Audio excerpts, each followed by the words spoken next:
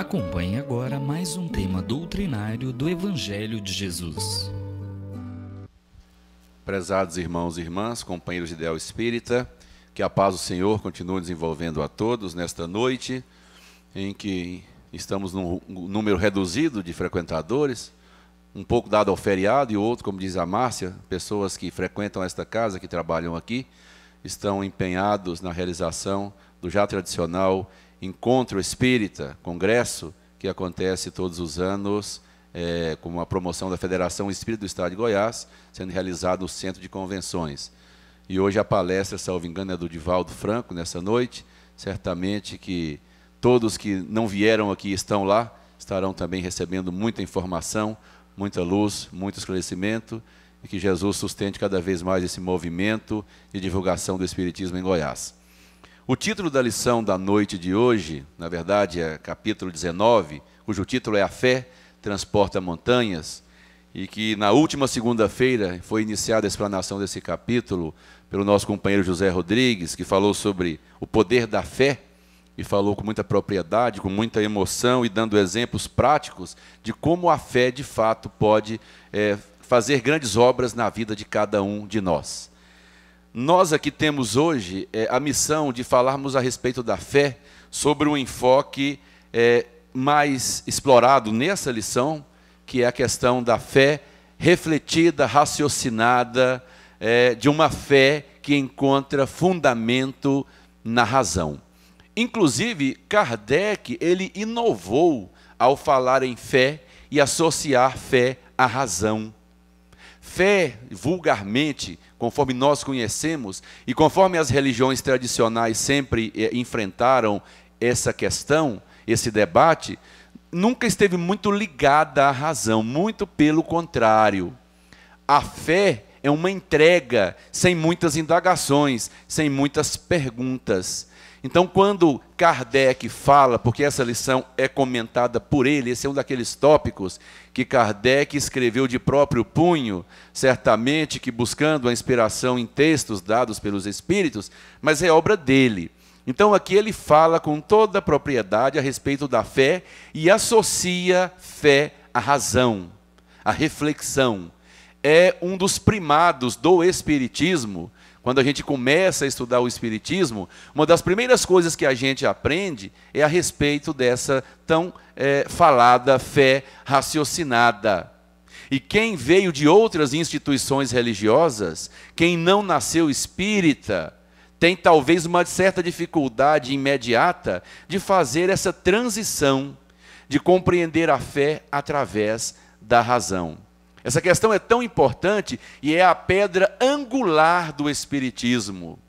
É a pedra angular, ou seja, é a pedra principal. É a que sustenta o edifício do Espiritismo, é essa chamada fé raciocinada. Não é à toa que Kardec, ao abrir o Evangelho segundo o Espiritismo, ele traz lá uma frase que diz mais ou menos assim: fé raciocinada somente é aquela que pode enfrentar a razão face a face em todas as épocas da humanidade. Essa é a frase que abre o Evangelho segundo o Espiritismo. Então, como negar que, de fato, essa fé raciocinada é a pedra principal do edifício do Espiritismo, se Kardec colocou lá? Vamos tentar refletir sobre essa afirmação de Kardec. Então, ele diz que fé raciocinada, e ele nos convida a essa fé raciocinada, somente é aquela que pode enfrentar, no sentido não do enfrentamento físico, da briga, da discussão, né, de querer estar certo, de impor a verdade. Esse é um perigo que nós devemos evitar, querer impor a nossa verdade para os outros, obrigar as pessoas a acreditarem como nós, a sentirem como nós, como se nós estivéssemos certos e eles estivessem errados. Longe disso. Mas diz Kardec que fé raciocinada somente é aquela que pode enfrentar a razão. A razão, ou seja, a reflexão, a mente. Face a face. É mais ou menos assim, olhando dentro do olho, né? Às vezes, quando você vai falar com alguém e você tem vergonha daquela pessoa, porque você cometeu um deslize com aquela pessoa, porque você prejudicou aquela pessoa, porque você sente o peso de falar com ela, porque sabe que talvez você sente que ela é mais digna que você, enfim, você não olha muito dentro dos olhos da pessoa. Ou então quando você não está disposto a falar a verdade, você não olha no olho, a pessoa olha para o chão, sente-se envergonhada. Mas Kardec diz que a fé raciocinada é aquela que pode olhar, enfrentar, confrontar a razão face a face, ou seja, olho no olho, cara a cara, em todas as épocas da humanidade. Ora, Kardec disse com isso que a nossa fé, ou a fé espírita, tem que ser uma fé que possa ter diálogo, no sentido de dialogar, no enfrentamento é o diálogo, que possa ter diálogo com a razão. Em qualquer época, em qualquer tempo, em qualquer lugar, em qualquer momento, dialogar com a razão. Porque não há dúvidas de que o Espiritismo nasceu dentro de uma escola positivista, dentro de uma escola que refletia a respeito das coisas. O Espiritismo nasceu dentro, praticamente, de uma academia de ciência. Não poderia ser diferente. Kardec era um homem intelectual. Era um homem de muito estudo, de muitas letras. Era muito comum ao tempo de Kardec as pessoas terem um chamado conhecimento universal. Eles eram mais ou menos versados, bem versados em muitas áreas do conhecimento. Na ciência exata, nas ciências humanas, nas ciências biológicas, na filosofia, nas artes. Kardec era um fruto dessa época, era um filho dessa época e, portanto, um homem extremamente intelectual. Estudou na Suíça, que era referência na Europa naquele século, onde as grandes mentes estudavam, onde as pessoas notáveis estudavam. Ele, aos 14 para 16 anos, 15 anos, ele substituía os professores nas aulas, ele era uma espécie de monitor. Ele foi discípulo de Pestalozzi, o grande educador. Aquele homem notável era uma pessoa intimamente ligada com a razão e com a reflexão. Tanto que quando Kardec foi conhecer o Espiritismo, quando ele teve o primeiro contato com o Espiritismo, que sequer existia com esse nome Espiritismo, porque coube a ele, Kardec, dar nome a esse movimento novo que surgia, a essa filosofia nova que surgia, após muita dedicação e muita observação, ele é que deu o nome de Espiritismo. Mas no começo, o que atraiu Kardec para um fenômeno que estava acontecendo e que depois deu origem ao Espiritismo, que nos permite hoje estarmos aqui reunidos, estudando uma obra espírita, no caso, o Evangelho segundo o Espiritismo, foi exatamente a notícia de um fenômeno até então inexplicável, que ficou conhecido, hoje é conhecido como o fenômeno das mesas girantes, que nada mais era do que um movimento, aparentemente sem explicação, de objetos inanimados, como mesas, cadeiras, objetos como lápis, pranchetas, que se sustentavam no ar por mãos invisíveis, que se movimentavam por pancadas que se ouviam em mesas, sem que mãos não as estivessem tocando. E Kardec, então, tomou conhecimento, isso já vinha sendo feito, essa observação, já há algum tempo, na Europa, na França em especial, e Kardec, como bom cientista que era, ele duvidou. A dúvida responsável, à luz da ciência e da razão, permite grandes descobertas. Não é a certeza que permite descobertas seguras, é a dúvida, porque a dúvida faz investigar. A dúvida faz buscar o sentido daquilo. E uma vez que se acha sentido, a descoberta está feita, o progresso está realizado. E Kardec, como todo cientista, usa um método de observação para estudar as coisas. E foi isso que ele fez, meus irmãos. Kardec não simplesmente duvidou no sentido de virar as costas. Muitas das vezes a gente faz isso, né? A gente duvida, fala assim, eu duvido e não quero nem saber. Isso é ignorância, isso não é ciência, isso não é dúvida construtiva. Não sei, não quero saber, como é que fala? e tem raiva de quem sabe, né? Isso é ignorância em alto grau. Isso é obscurantismo. Isso é o contrário do cientista. A pessoa que fala isso, ela está fechada para o progresso. Ela está blindada. Essa vai demorar. Enquanto ela não abrir, ela não vai crescer, ela não vai aprender. Ela está fechada, né? Não sei, não quero saber e tem raiva de quem sabe. Grande parte da humanidade se comporta dessa maneira. Mas Kardec não. Ele falou, olha, eu não acredito nisso. Eu duvido. E venhamos e convenhamos. É para duvidar mesmo, né? A pessoa que não tem conhecimento de uma realidade espiritual, fica sabendo de coisas assim, e normalmente, né, isso seria mais digno de uma ilusão, de uma fantasia, como muitas que existiram, mas ele foi lá para conferir, para conhecer aquele fenômeno. E ele, quando chegou, ele também não pôde negar o que ele estava vendo. Há um ditado que nos afirma que contra fatos não há argumentos. Fato é fato. Eu posso, quando muito, tentar entender o fato, negar o fato. Durante o dia o sol está no firmamento, isso é um fato. Isso é um fato. Não tem como eu negar. Se uma pessoa é cega de nascença, ela não vê o sol. No entanto, ele está lá. Não é porque ela não vê que ele deixa de existir. Ela apenas não vê. O fato é o fato. Contra fato não há argumento. Isso é ciência. Então o que ele fez? Negar o que eu estou vendo, eu não posso. Eu estou vendo. Antes, até de ir ver, ele disse, até que me provarem que uma mesa tem músculos para reagir a estímulos, um cérebro para pensar, eu duvido. Foi a primeira afirmação dele, de negar, mas foi lá. E quando ele viu, ele não pôde negar. Mas ao mesmo tempo que ele não podia negar, de imediato, ele também não podia explicar. Não tinha explicação, embora fosse um fato. E a partir desse momento, meus irmãos, Kardec começou a se dedicar a uma obra que resultou na codificação da doutrina espírita. A partir daquele momento em que ele viu o fato, o fenômeno diante dele, se certificou de que não era um truque. Porque mágicas, truques, embustes, existem aos milhares. Se você for num show de mágica de grande qualidade, num grande centro cultural, você vai sair dali sem entender como aquele truque foi realizado diante de você.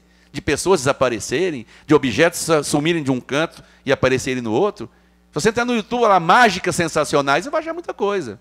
Então Kardec certificou disso primeiramente.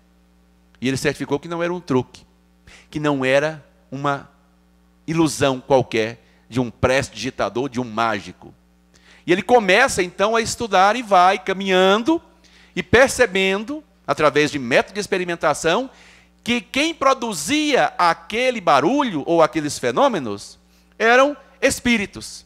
Ele começou a entender isso.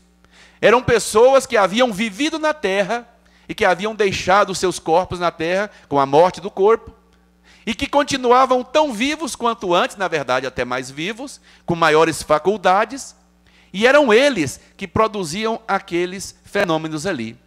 E começou de uma forma muito incipiente, combinando códigos.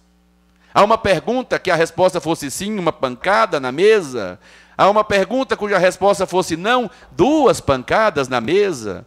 E por assim começou-se a caminhar a codificação do Espiritismo, de uma forma bastante simples, de uma forma bastante rudimentar.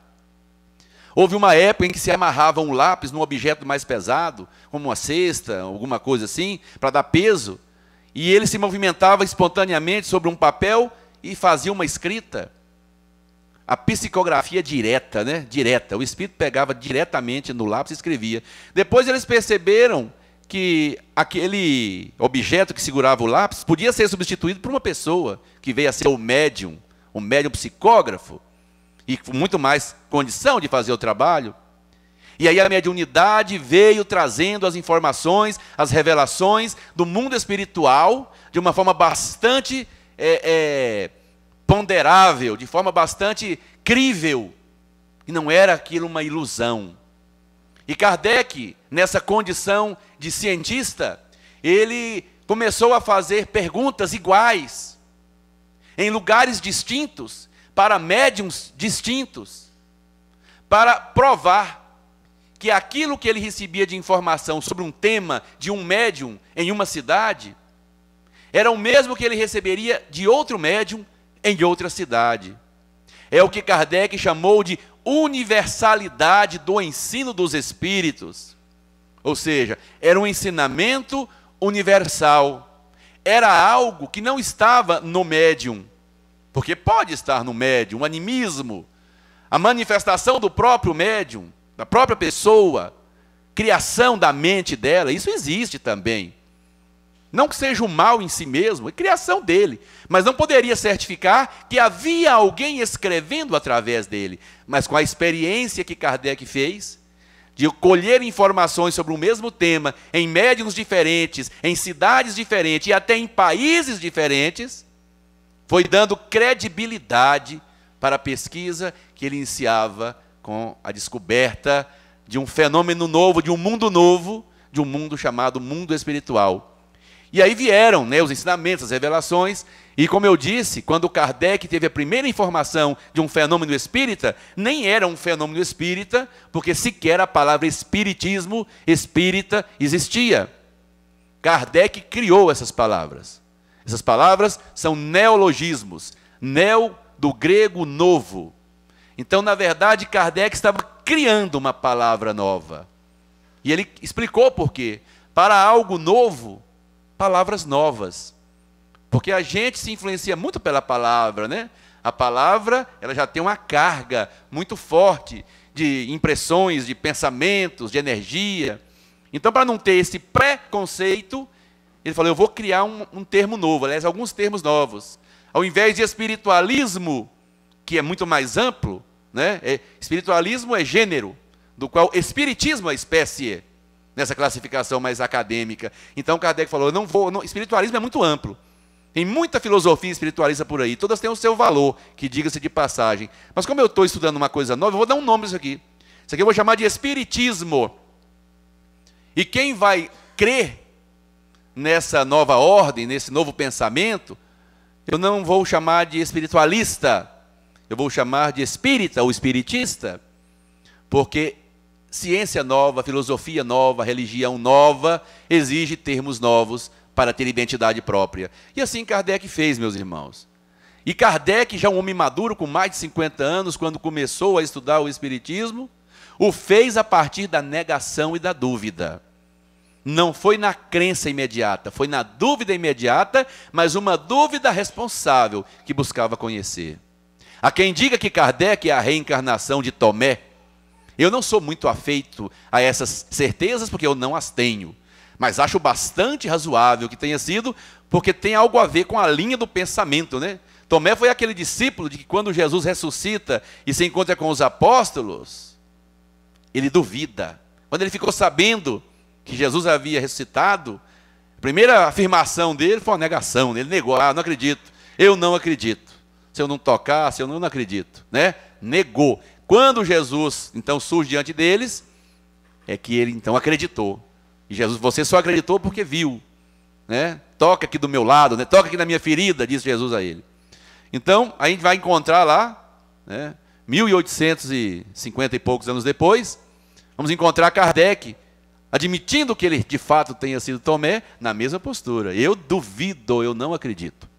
Mas acreditou depois, porque não teve como negar o que ele estava vendo.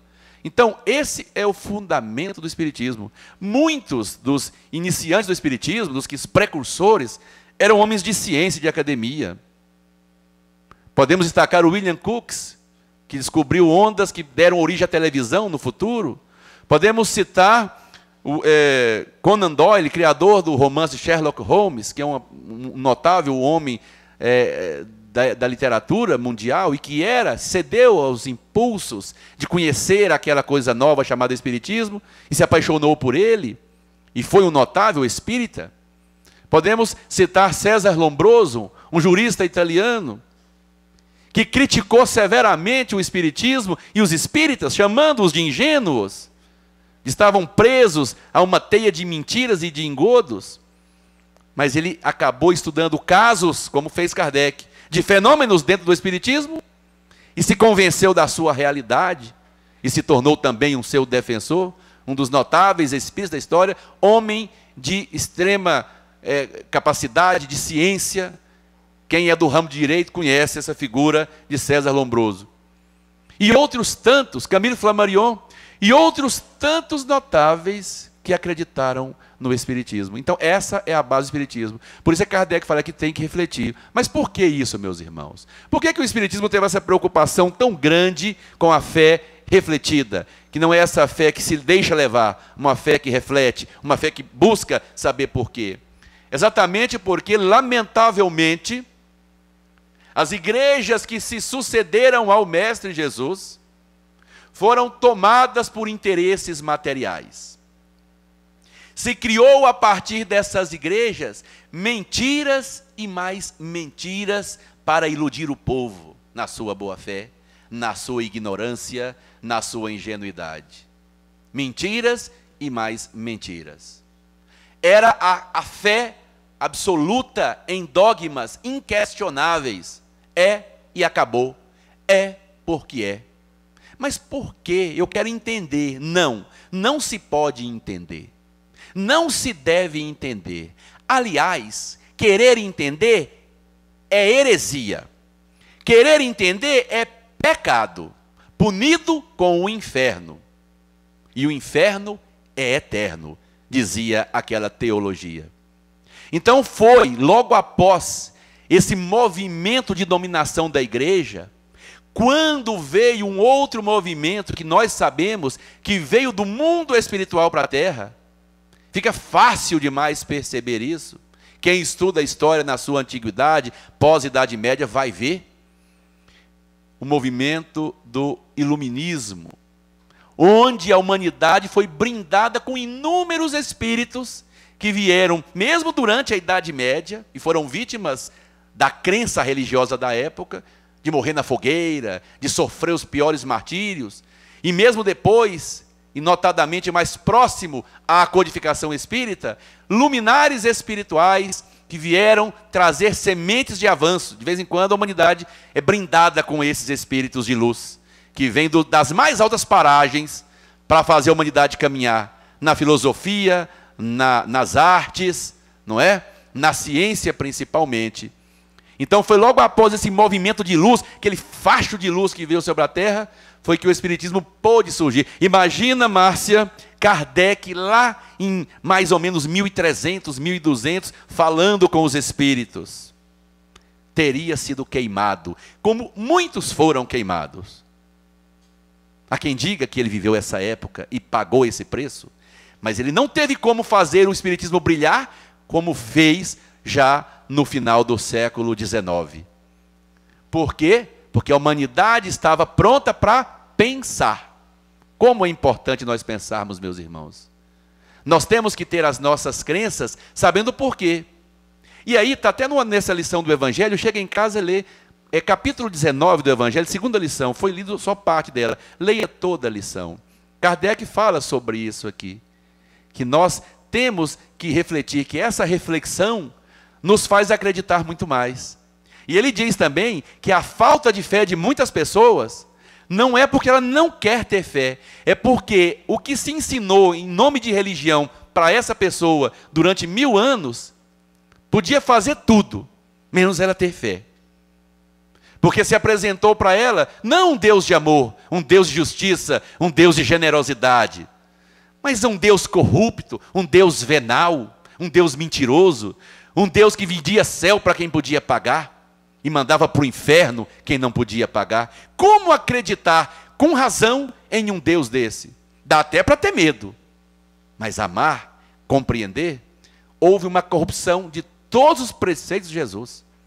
Então é por isso que Kardec começa o Espiritismo nas bases da razão.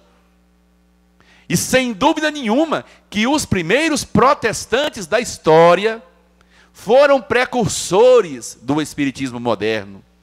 Mesmo que hoje hajam protestantes de um lado, aparentemente, e espíritas do outro. Mas eles questionaram. Martim Lutero, João Hus, Swedenborg e tantos outros fizeram esse trabalho. A salvação se alcança pela fé. Todo mundo tem que ter a Bíblia na mão. Todo mundo tem que ler a Bíblia e tirar suas próprias conclusões. Porque a igreja oficial dizia: a Bíblia, só quem lê são os sacerdotes. A interpretação é deles. O povo não tem que ler a Bíblia. Um livro tão maravilhoso na mão de poucos. Se os filósofos, Sócrates, foram precursores do cristianismo, isso está escrito no Evangelho segundo o Espiritismo, lá nos prolegômenos, nas introduções do Evangelho, podemos dizer que o protestantismo foi precursor do Espiritismo, porque começou a levantar essa questão. Você tem que saber por que você acredita. Você tem que ser senhor da sua consciência. Você tem que ser senhor do seu conhecimento. Evolução infinita. E eu só cresço quando eu sei por quê, como, quando. E o Espiritismo nos dá essas respostas. Quem sou, de onde venho, para onde vou, por que estou aqui, por que das desigualdades, por que dos sofrimentos, das venturas. Tudo tem uma explicação. Não é só porque Deus quer que as coisas acontecem. Elas acontecem porque Deus quer, mas sobretudo porque as pessoas querem. Porque se dependesse só do querer de Deus, todos seríamos felizes, seríamos bons, seríamos generosos, passaríamos longe do mal, da desonestidade, da falta de caráter, da falta de honra, passaríamos longe se dependesse só de Deus. Mas, meus irmãos, o Espiritismo nos ensinou que depende principalmente de cada um de nós. E é aí que entra a nossa reflexão em cima dessa fé. Posso dizer, meus irmãos, que com Kardec, com o Espiritismo, a fé se transformou em certeza. A fé do espírita é uma certeza.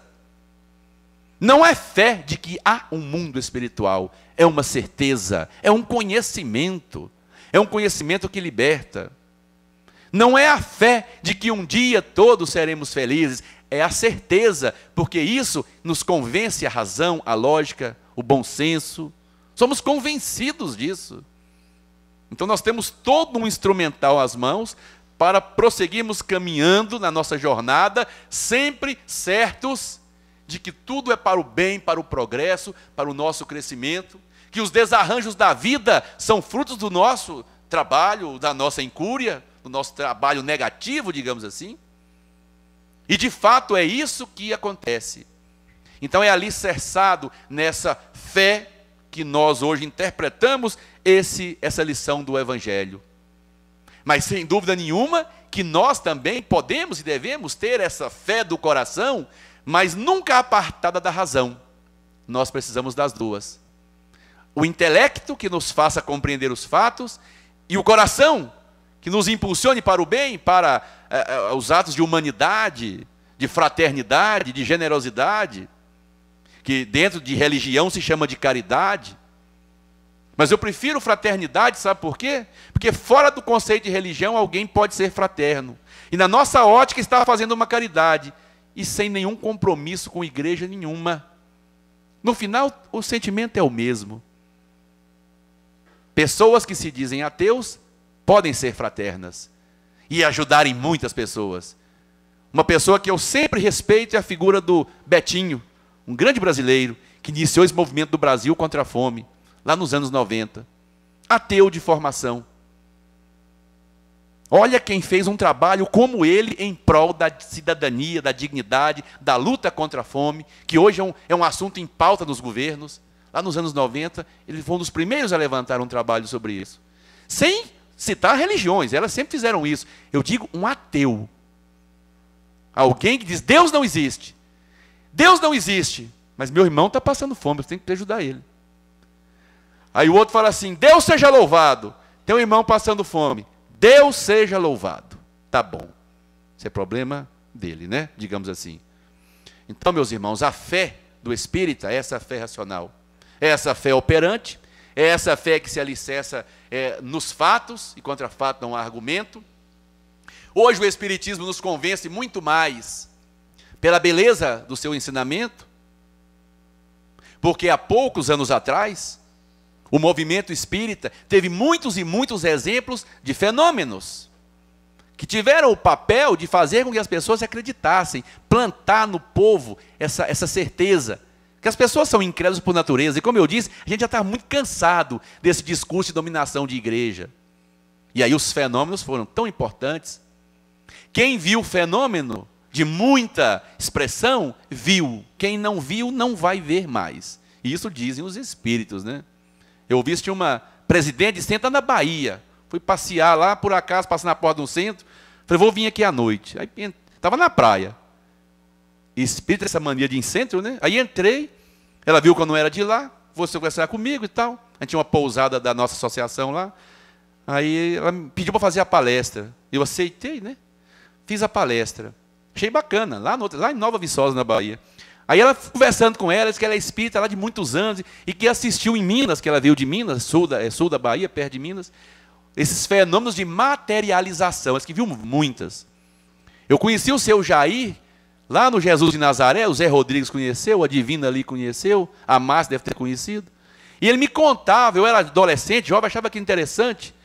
Eu tenho isso muito vivo na minha cabeça, histórias de materializações. Aliás, essas materializações é que convenceram muitos cientistas da época de Kardec, que eu citei, a acreditarem no Espiritismo, porque eles assistiram esses fenômenos. E essa senhora me contou, e o seu Jair me contava, que o Espírito materializava assim, ó, na frente das pessoas. Começava uma coisa muito tênue, uma névoa e tal, ia tomando forma.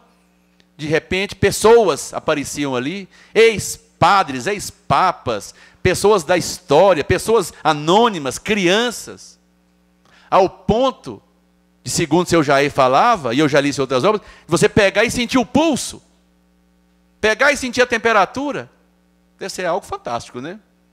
Eu, por exemplo, sou espírita por pura convicção, nunca vi nada. É puro convencimento, né? Mas fico imaginando como seria isso. A fé dessas pessoas. Naquele momento é arrebatador. Mas hoje não tem mais. Essa senhora me disse, olha, os espíritos falavam, vocês aproveitem para ver isso aí. Porque isso aí vai acabar. Isso aí vai acabar, não vai ter mais. E praticamente, eu não ouço falar mais, não sei se os irmãos aí sabem onde tem, né? Mas eu não vejo falar. E teve muito, para convencer as pessoas. Hoje, meus irmãos, nós estamos numa outra etapa do Espiritismo. Essa etapa, ela teve o seu papel, ela foi muito importante, tão importante que Jesus usou desse recurso. Jesus, ele ficava curando as pessoas. Primeiro, que elas mereciam ser curadas. Segundo, ele usava aquele momento certo para mostrar quem ele era para as pessoas. Tipo assim, olha, eu sou o Messias. Ele não negou isso. Eu e o Pai somos um, ele falou. Então, ele, através das curas, ele fazia as pessoas terem fé e acreditarem. Eram pessoas rudes, que se não tocassem como Tomé, não acreditariam. Mas hoje nós estamos no outro patamar. A nossa fé hoje, inspirada pela razão, tocada pela fraternidade, pelo amor, ela pode nos levar a situações muito melhores. Nós vamos acreditar em um Deus de amor, em um Deus de justiça, em um Deus de equilíbrio, em um Deus que não nos pune, em um Deus que não nos premia, em um Deus que não castiga, mas em um Deus que permite a educação, fazendo cumprir o que disse Jesus: conhecereis a verdade vos libertará. Que as nossas vidas sejam vidas consagradas a esse princípio de retidão, de caráter. É o que precisamos hoje, de pessoas honestas, pessoas boas, pessoas gentis, pessoas educadas. Assim na terra como no céu. Se nos portarmos aqui na terra assim, certamente que teremos uma entrada na vida espiritual de maior equilíbrio. Não adianta desejar o mundo espiritual, venturoso, contato com os espíritos, e palestra, e não sei o quê, se a menor oportunidade que eu tenho na vida, eu leso, eu prejudico, eu falo mal, eu faço observações perniciosas sobre alguém, não respeitando a ausência dele. Essa fé não me transformou, essa fé não me mudou, essa fé não me fez uma pessoa melhor. Que a fé nos faça pessoas melhores, pessoas mais comprometidas com a verdade, pessoas mais éticas. Que a fé nos faça, de fato, verdadeiros discípulos de Jesus. Que Jesus nos ampare hoje e sempre.